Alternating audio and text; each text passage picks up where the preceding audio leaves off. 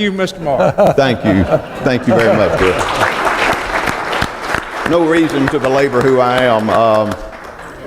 Good luck on 4 years. I'll just stop with that. That hasn't been my experience so far. I'd also like to say thanks, Luther. When Luther was going through some of these regulations that his team is fighting, we're right there with him. And a lot of these regulations have a direct impact on Alabama Power. And I would tell you the AG's office has been a very good partner and advocate for the state of Alabama in fighting some of these regulations. So thank you again. Thank you. Thank you.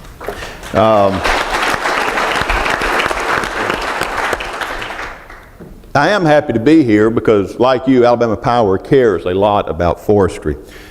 We've actually been involved in forestry since the very beginning of our company. Our earliest records of timber sales go back to 1912. In 1934, we developed our own tree nursery for reforestation of the company's lands.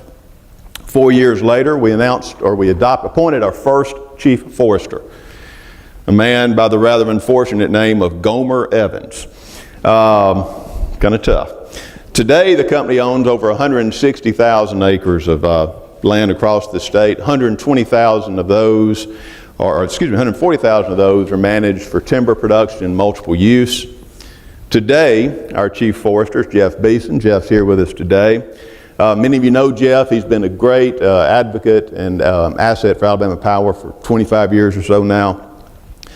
Jeff and his team manage our timber resources with two goals in sight.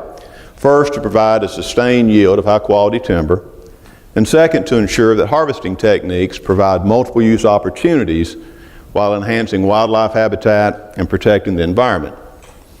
One example of Jeff's great work goes right in line with what Craig said. Jeff is involved in longleaf restoration. His team manages 4,000 acres of longleaf stands right now here in Alabama. But y'all know Alabama Power's main business isn't forestry. It's electric service. And the cornerstone of our business model is economic development.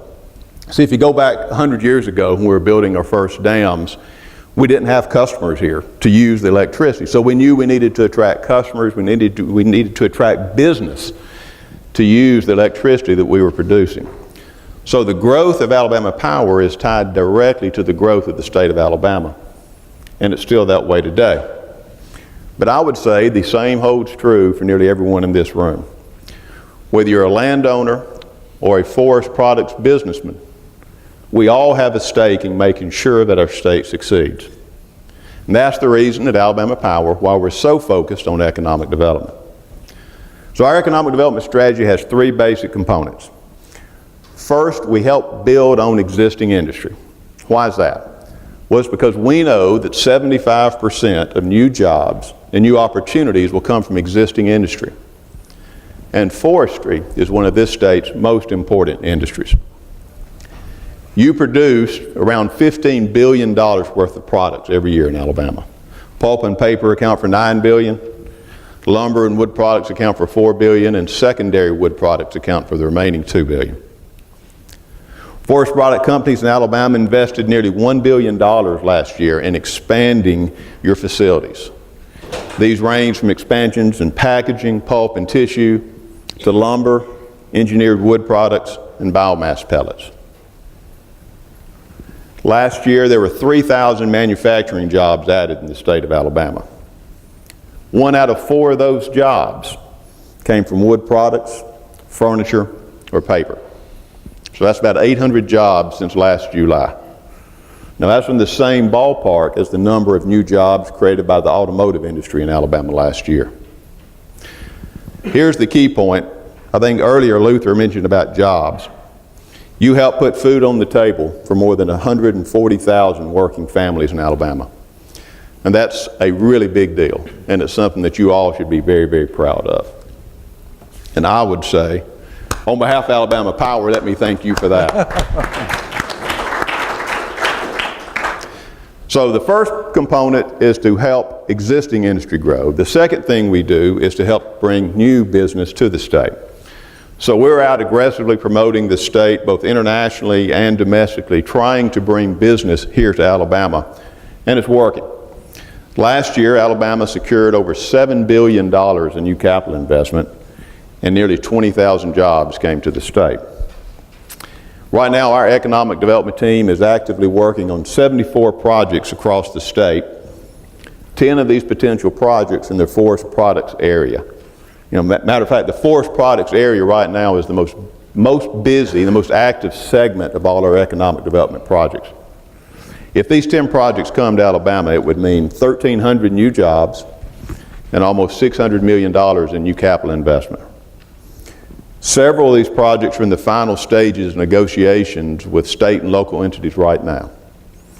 And that's the lead in to my third point. The third component of our economic development strategy is to work with our partners. I've said a moment ago, we all have a real stake in making sure that our state succeeds.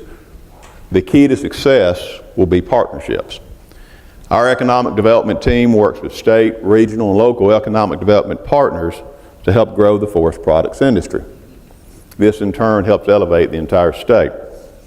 Some of our main partners include the Alabama Department of Commerce, the Alabama Port Authority, Craig, it pains me to say it a little bit, but the Auburn School of Forestry, and of course the Alabama Forestry Association. That's the reason that we would love to meet, we'd have our teams meet with your folks to make sure you're getting affordable, reliable electricity, to match up your workforce needs with state and local resources, and to help make sure you get the most out of Alabama's incentive package that we developed last year. We've seen some really positive developments in Alabama recently, but we've got to keep working together to keep that momentum going. We all have a stake in making sure that our state succeeds. I look forward to our continued partnership with the AFA, and I look forward to our panel discussion. Thank you.